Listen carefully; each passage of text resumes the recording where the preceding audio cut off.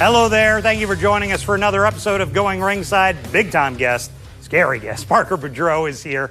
Maybe not so scary. We'll get to that in a bit. One of the most sought after wrestlers on the planet Earth. But before we talk about Parker, I need you to do me a favor. Go to our YouTube channel. Maybe you're watching it here right now. Do us a favor. Click that subscribe button. We need to continue growing this so we can continue bringing you the biggest stars the world has to offer every single week. And today we're doing it. Parker Boudreaux, who just moved to our area of Jacksonville. So I'm like, Parker, we got to get you in studio. And here he is. So I want to point out a few things. Parker, WWE, AEW, but now he's wrestling in Japan, as you can see right here. And he's learning a lot. He is a much more well-rounded wrestler, now really going to be a force. So we're going to talk to it about that. We're going to talk to him about that, but we're also going to talk about something that he calls a blessing and a curse. You've maybe heard it. If you see him on the internet, you see it everywhere, mainly, I think, partly because of how Paul Heyman refers to him. That's comparisons to Brock Lesnar. How does Parker, this monster, feel about being compared to maybe the most iconic monster in WWE history, Brock Lesnar? It's something he's dealt with for more than 10 years. We're going to talk to him about his dream matches and what is next for him. He's in Japan right now doing a lot of shows. So without further ado, here is the man himself. Here's Parker Boudreaux. Well, get ready to be intimidated because Parker Boudreaux is here, the most maybe intimidating man on the planet. Parker, thank you for joining us. I got to start. You just moved to our area in Jacksonville. Yes, sir. Glad to be here, man. It's a great town and an amazing city, and I love the people here, man. Well, let's talk about your journey and a story you were saying that not a lot of people have heard. Paul Heyman is the guy who discovered you. Very, very blessed to have Paul Heyman, Jim Ross, and Jared Briscoe bring me in the pro wrestling business. And to have those three people, it means the world, man. These people are absolute legends in this world. So talk to me about how you met Paulie the first time. Man, Paul Heyman, the first time, it was an interesting time, man. The first time in person was in Orlando, a couple years after, UCF, and I think it was in my senior year of UCF football.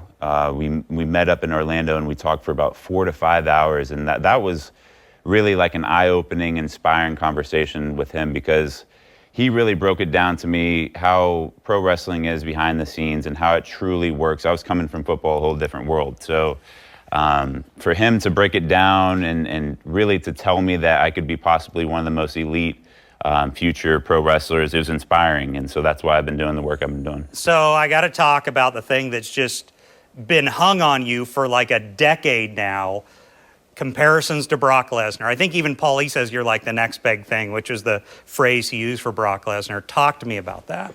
I've been getting him for about 12 years now, so it is a blessing and a curse. I always tell people this because Brock Lesnar is the greatest athlete of all time, and probably the best pro wrestler of all time as well. So for him, to get comparisons to the greatest athlete of all time, it's a blessing, But also, I'm the first and only Parker Boudreaux. I'm not trying to be Brock Lesnar or the next Brock Lesnar. I understand that he's his own beast. I'm my own beast. We're completely different people, but I do see the similarities. And like I said before, I'm thankful. It's been going on since about 15 years old. So, when I was really young at 15, it was super cool, But now, I'm my own person, and I am the one and only Parker Boudreaux. So you've been in WWE, you've been in AEW, now you're international, you're in Japan, you're doing a lot in Mexico. I want to talk about career future.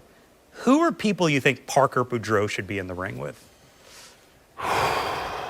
Any company or? Any company. You name the star. Well, we'll go for WWE. I came up with a couple people in the PC, and that was Braun Breaker was one really cool guy that me and him connected really well. Let's talk. So Braun has been discussed as possible world champion, possible face of the company. You guys would have just an absolute banger. Oh, historic. I think it would be, I think a banger would be an understatement. Me and Braun would have a historic match.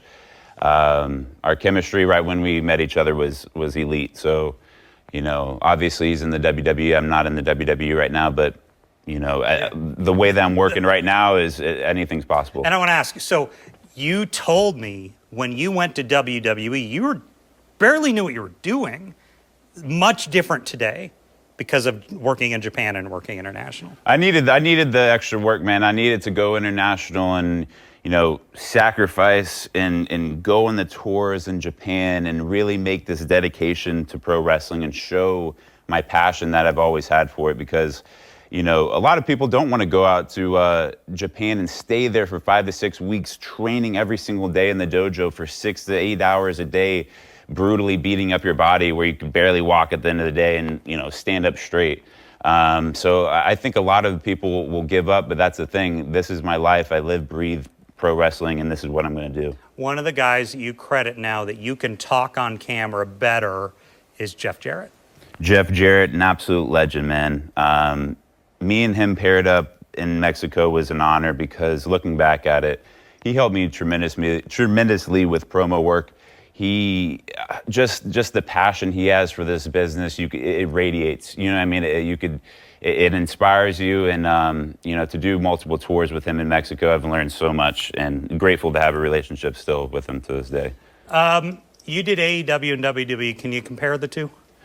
Both of them were amazing to me. That's where I could kind of compare it. So both were very amazing and gave me grateful, and so grateful for these opportunities, because I came in the pro wrestling business and, didn't really know how to do pro wrestling, like you said. And so for them to give me a chance so early and put me on a platform and have me on NXT and have me doing matches every single Tuesday on TV on a worldwide platform, and I was only 3 or 4 months into learning pro wrestling, I think it's an honor. And I think it helped me grow so much throughout everything. And I'm grateful for both companies. And the comparisons, going in WWE, I was Harlan, so I was a whole different character. I was the evil, super evil character that didn't really talk much. I was destroying people, and so it was cool. It was great, and I never thought I would be that type of character. And so, I don't know. It just gives you more versatility for a lot of reasons. And I don't know. With AEW, I got signed with AEW after I got released with WWE, and that was also a blessing, because I got to find Parker Boudreaux, find my character, find the BFD, and really work on the beginning of my character outside of WWE. So both of them were amazing to me. I do want to get your opinion, because we just had him on the show before you. Tony Khan, what was he like as a boss? Oh, amazing. And I tell people this, he's one of the coolest people I've met so far in the pro wrestling business. He keeps it real. He treats you with respect, and to have that as a boss, that's what you need. Respect, discipline, and he's the dude for that. And I hope to work with him again in the future because he's the man. Where can people find you? I mean, the next few weeks, you've got Japan. Oh, man, go back to my company in Japan, GLEAT, the best company in Japan right now, in my opinion. They've gave me shots at world titles, and won in Cork, and the historic Cork and Hall. I've won there and had multiple matches in that historic hall. And, going back there in a month, training there in the dojo every single day and having matches all throughout Japan, it's a blessing and a privilege, because this is what I've always wanted to do. I grew up on Steve Williams and Stan Hansen and people, all Japan Pro in the 80s. And to see what they did in the 80s, and now I'm doing it, it's an honor, because those people did it at such a high level for so many years. And I don't know, to me, it's like a dream come true, going to Japan. Well, Parker Boudreaux, it has been a pleasure. Thank you for coming on the show today. Thank you so much. I appreciate you, man. Thank you. So I appreciate Parker coming to sit down with us, and he's doing it. He's about to go back to Japan, so I hope to have him on again here in coming months. But it was really a tremendous opportunity to sit down with him. We'll have to see if maybe he gets one of those dream fights with Braun Breaker. And ironically, he told me he's never met Brock Lesnar, which I thought was really intriguing. But you can definitely see the similarities. He is the monster on the Japanese circuit right now, and the global circuit, really. He's just going to continue being a star. And he told me an interesting thing. He says, when you get cut from AEW, when you get cut from WWE, let go, whatever, a lot of people just give it up. He did not, as you can see. And as you can see, he ain't done with a lot of wrestlers still out there. So thanks for joining us for another episode of Going Ringside. I'm Scott Johnson, and we'll definitely see you back here next time.